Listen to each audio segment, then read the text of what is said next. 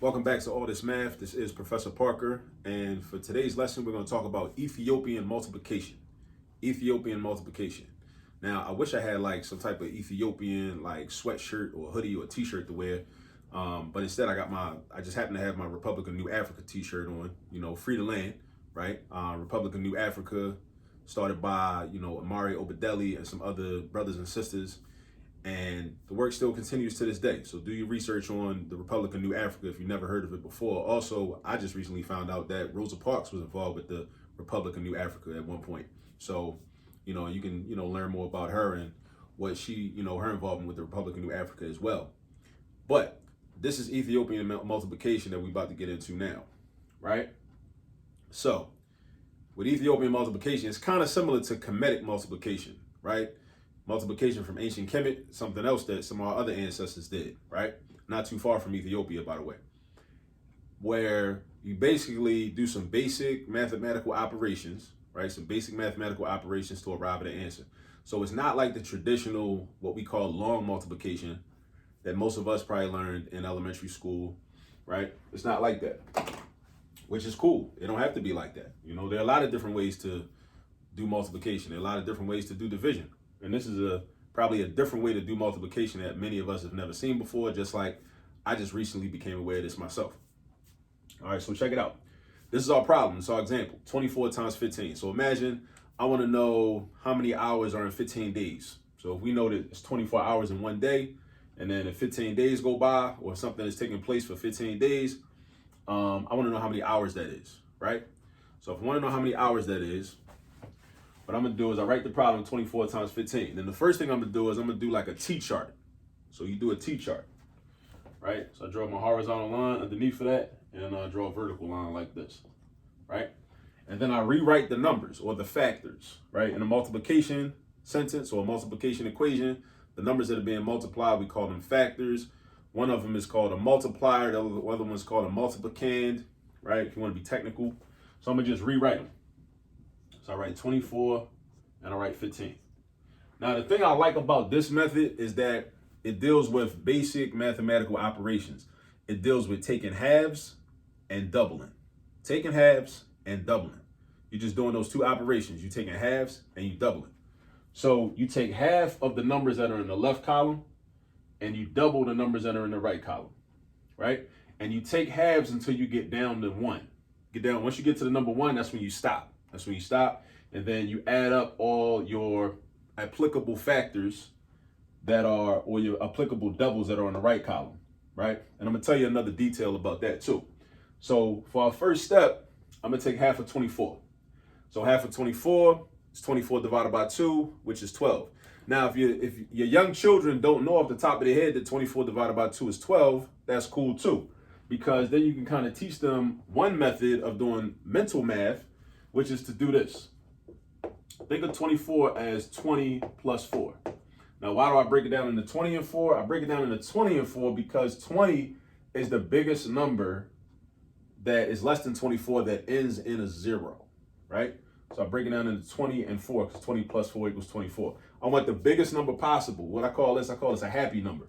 Numbers that end in 0, they're happy numbers. Like happy, like H-A-P-I, like the Nile River, another name for the Nile River, the Happy River, right? Also was the name that the Nile River had in ancient times and on the continent of Africa, right? So 20 and 4. So I take half of 20. I know half of 20 is 10. Now, how might I know that? Because I can pretend that the 0 is not even there, and I can take half of 2. Half of 2 is 1. So then if I add the 0 back on, I get a 10. All right, so half of 20 is 10. And then half of 4 is 2.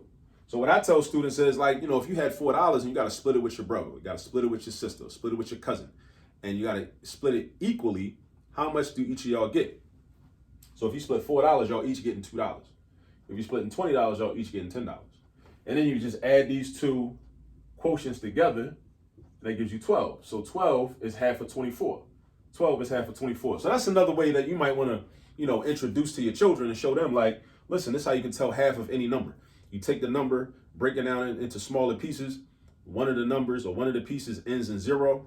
And then you can take half of that just by pretending that the 0 is not there, right? And then add the 0 back on. And then the other number, you take half of that You know, you can even count with your fingers to see like what would be an equal distribution of that number, right? Breaking it up into two equal halves. All right, so we write 12 right here underneath of 24, right? On the other side, we're going to double the 15. So you double the 15, you get 15 times 2, which is 30. Now, if that's a little rough for your children, then think of 15 as, again, I basically do the same thing. 10 and 5, right? I pick a happy number. I break 15 down into two numbers. One of them is a happy number, right? Ends in 0. 1 and 0. So we double 10. Now we kind of going in the opposite direction of what we did up here. We double 10, we get 20. You double 5, you get 10, right? Because 1 times 2 is 2. And then you attach the 0 to 2, you get 20. And then 5 times 2 is 10. And 5 times 2 is the same thing as 5 plus 5. So even if they need to count with their fingers, they can do that until they memorize those multiplication facts, right? Because eventually the goal is for them to memorize the multiplication facts. If they haven't memorized the multiplication facts, that's fine.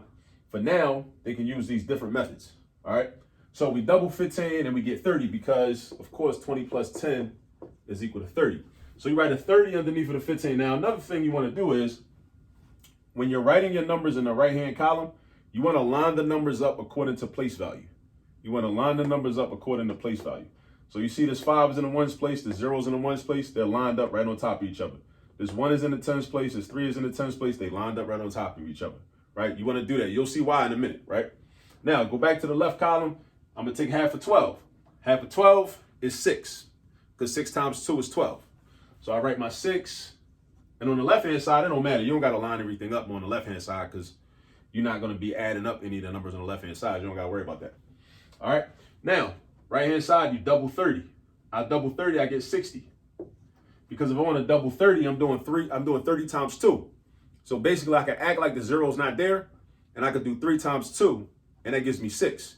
And then I come back to reality because I was acting like the 0 wasn't there, but in real life, the 0 was there. So I come back to reality, I add the 0, or I attach the 0 to the 60, or to the 6, and that gives me 60, all right? Because 3 times 2 is 6, so 30 times 2 is 60, all right?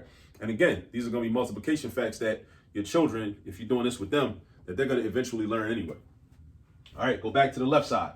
Take half of 6.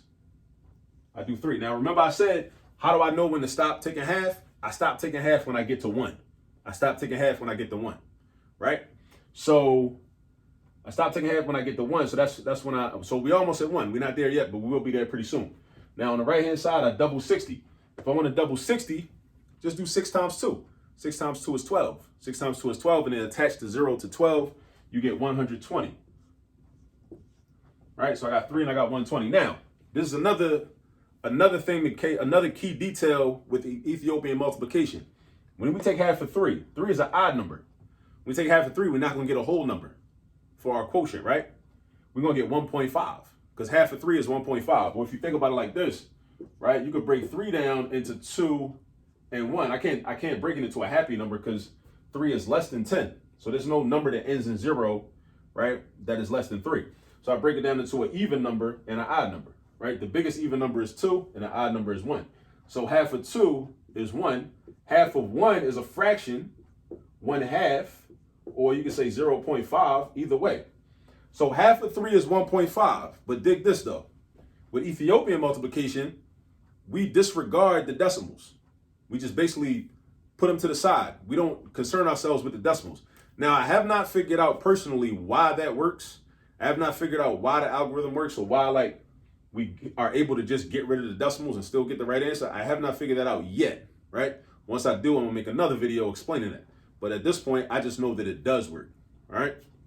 So half of 3 is 1.5. We disregard the decimal part and we keep the 1, right? We only keep the whole number.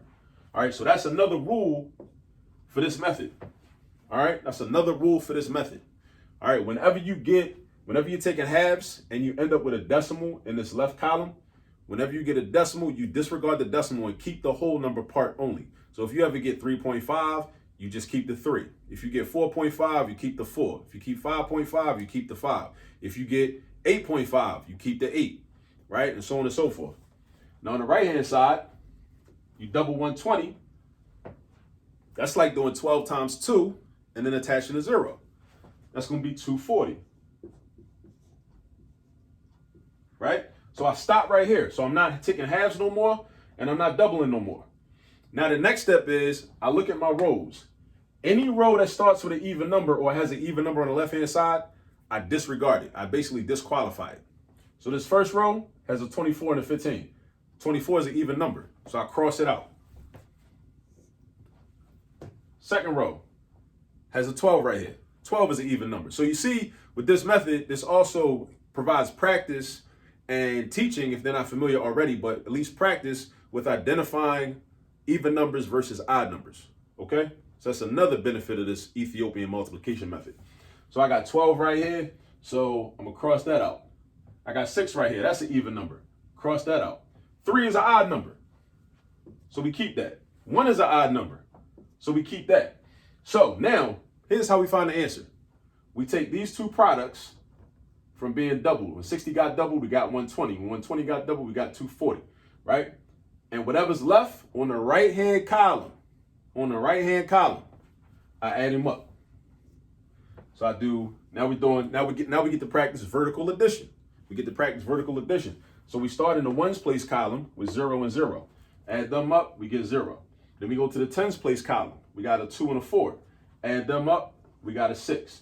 Then we go to the hundreds place column with a 1 and a 2. Add them up, we got a 3. And 360 is our final answer.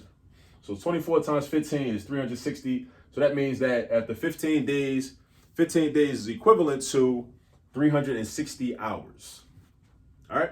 And that is Ethiopian multiplication. But before I go, what I want to do is I want to do the same problem, but I want to flip the numbers around and show you also how this is another way to prove what we call the commutative property.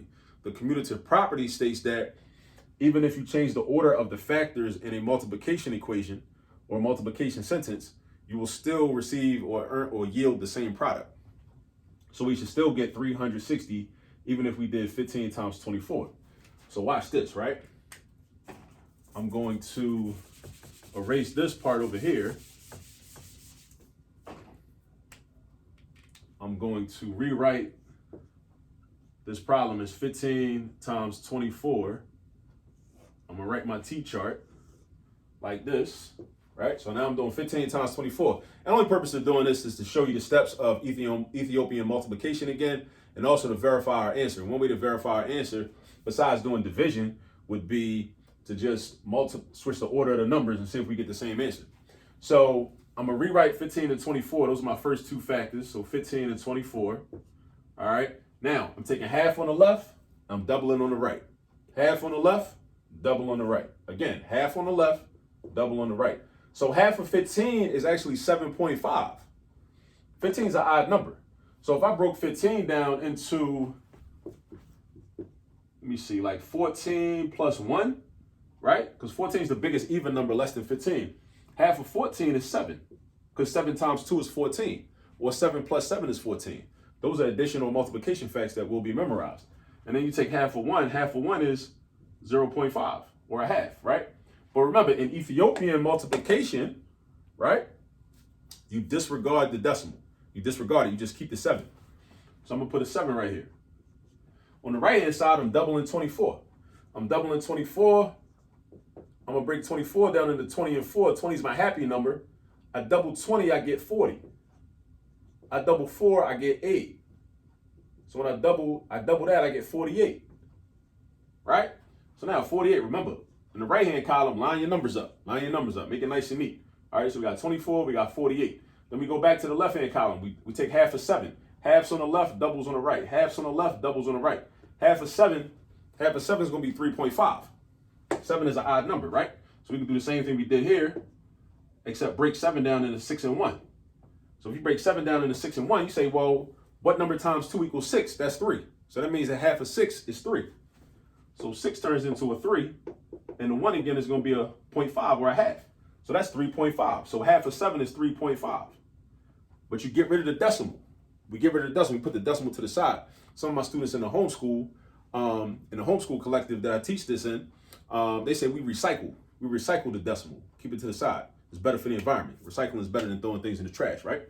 So you keep the whole number, which is 3. And then on the right-hand side, Again, we take halves on the left, we double on the right.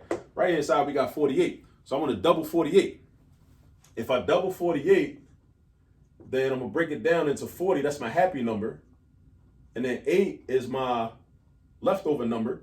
And I double 40, that's going to give me 80. And then I double 8, that's going to give me 16. And 80 plus 16 is the same thing as saying 80 plus 10 plus 6. 80 plus 16 is like 80 plus 10 plus 6. So that's going to be 96. So double 48, you get 96, right? And then I go over here to the 3, right? I got my 3. And with my 3, I take half of that. That's going to be 1.5. Because if I break 3 down, that's going to be 2 plus 1. Half of 2 is going to be 1. And half of 1 is still 0.5. So that's 1.5. Half of 3 is 1.5. Just like half of $3 is $1.50. If you split $3 with somebody, each person gets $1.50 if it's even, right? If something costs $3 and it's 50% off, which is half, that means you deduct $1.50, subtract $1.50 from it, leaving you with $1.50. That's how much you should be paying. If you're paying more, you're getting jerked around, right? Don't let people play with your money, all right? But you gotta know your math so people can't play with your money, all right? So now, half of 3 is 1.5, but you recycle or put the 0.5 to the side. We don't keep that. We only keep the 1. And then now, because we're at 1, right? Because we're at 1, we stop taking halves. We stop taking halves, right? We got to double the 96 though, and then we'll be finished with taking halves and doubling. All right, because you always stop at 1. We don't go down to 1/2 and then 1/4 and then 1/8 and then 1/16, 1/32, 64. We don't do all that. We stop at 1. All right, then double 96, that's going to be 192. Now, how do I know that? Because 96 is looking like 90 plus 6. Break it down. Happy number. Happy numbers end in 0. Remember, Happy River, Nile River, right? Ancient Kemet, right? So we got 90 and we got 6. So if I double 90, that's like doing 9 times 2 and then attach the 0. 9 times 2 is 18. Attach the 0, that's 180. Double the 6, that's 12. 6 times 2 is 12. Or 6 plus 6 is 12, right? Again, multiplication facts that we will memorize and your children will memorize also, all right? So then you do 180 plus 12. 180 plus 12 is 192 because 12 is the same thing as 10 plus 2.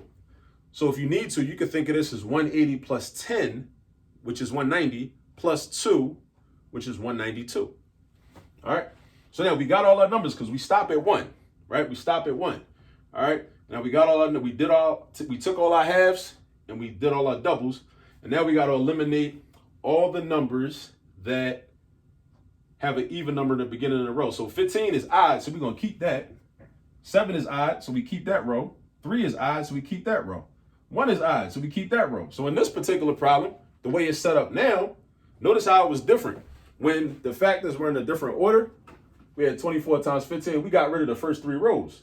But now when we flip the numbers around, now we got 15 over here as our number in the half column. We keep everything, right?